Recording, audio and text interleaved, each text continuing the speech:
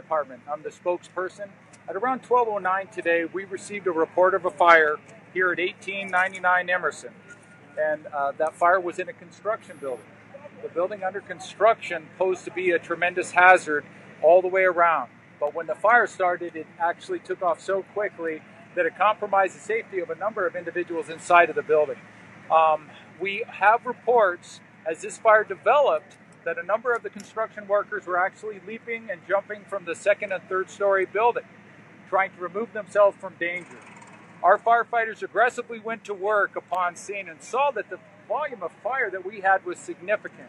So we initiated a third alarm assignment and in fact went beyond that.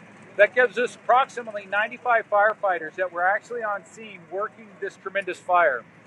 The amount of heat and energy produced, to my count, I counted over 40 cars that were demolished, that had been affected by the cars. That's not to mention the construction trucks, the other equipment that was around.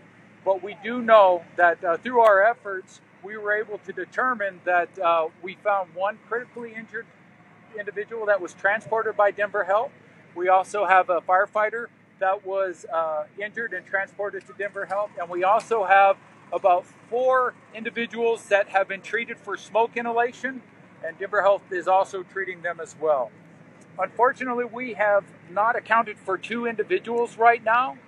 This will be a long, in-depth, aggressive search so that we can not only make the location known for these 2 individuals, but also to ensure that every bit of smoke and fire has been accounted for and every bit of fire has been extinguished. This fire affected approximately 4 buildings. We had a total loss of the building that was under construction, and we had active fire in an adjoining building. The amount of heat and BTUs that was produced with this fire was significant, which I mentioned in my earlier briefing. We were 300 feet away and we could feel the volume of the heat that was being produced by this fire. The column of smoke extended well above 200 feet into the air, and you could see the amount of energy that fire had. We are asking that anybody that was in the area, let's go 1900, 1800 of Clarkson and Emerson, anybody in that area, please come back to this location and give us reports of what you saw. We want to get the best information, the most accurate information. It's going to be able to provide us the most in-depth investigation that we can as we work through this well into the night this evening to ensure that we know not only what caused it, but that we've accounted for everybody. And that's an important piece. We want to make sure that everybody is as safe as possible as can be. And if we can't, we want to make sure that we've accommodated for everybody, including the anybody that might have been around here. So again, if you could help us get the word out, anybody about 19th and Clarkson, 19th and Emerson, come back to this location, talk to the Denver Police Department, report to us what you saw so that we can get a better and more comprehensive understanding of what actually took place today. We are talking with the workers and the construction people that were on site. They're giving us in-depth information, but it's always possible that we could get a clue or a piece of information that we didn't have before. So if you could help us get that out to the general public, I'd appreciate it. The initial fire was reported on the 3rd floor from the construction workers, and it developed very quickly. Anytime you have a construction site that has exposed wood, we all know what can do when it's heated up.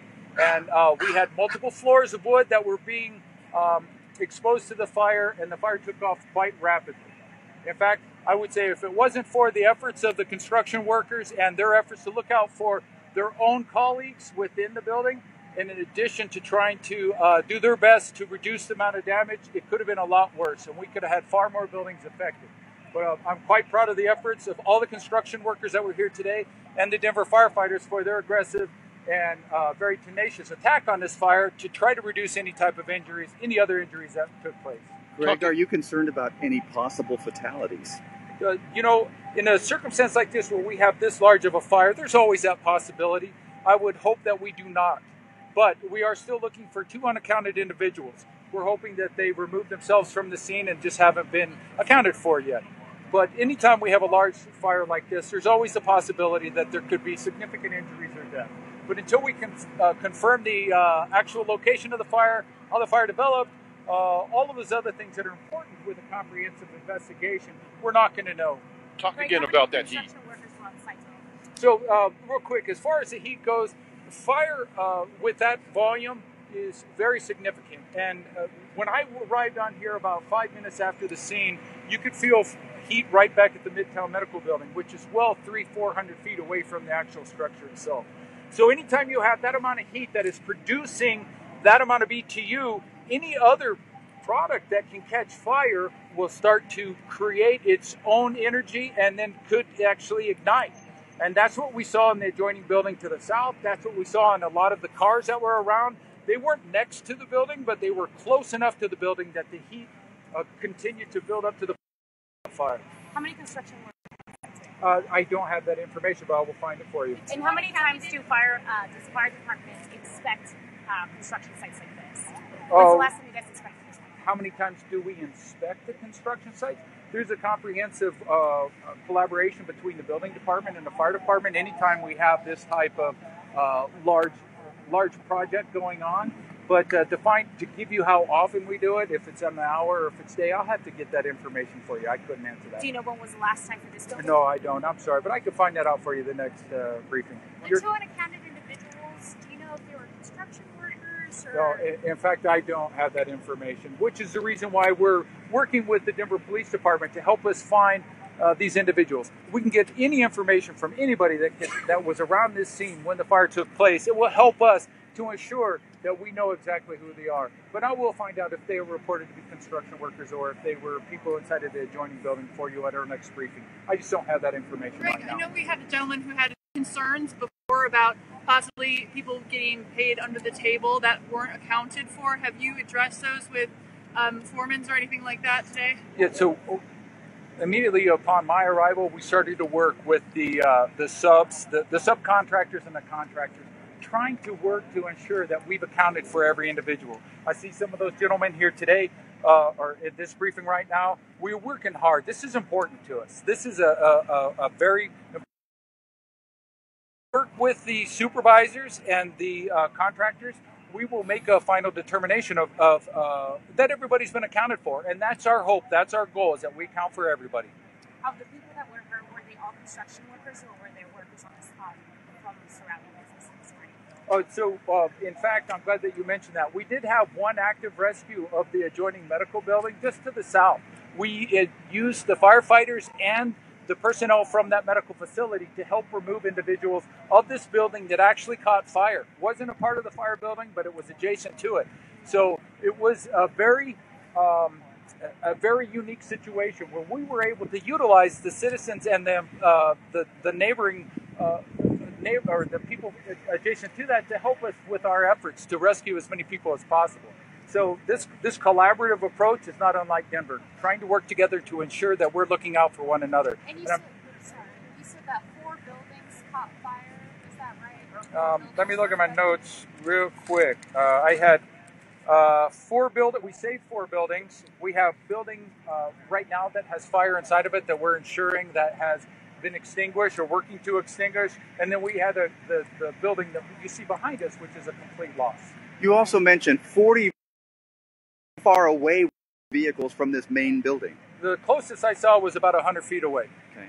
But adjacent to the structure, the heat was so significant. The fires the cars caught fire, and then other cars melted windshields. And I'll tweet some of those pictures out for you. It's a total of 6 buildings. You've got the building that's a total loss, the building you're trying to extinguish right now, and then 4 that you guys saved. That is the tally as of right now. And as we continue to work our investigation, we'll update those numbers as appropriate.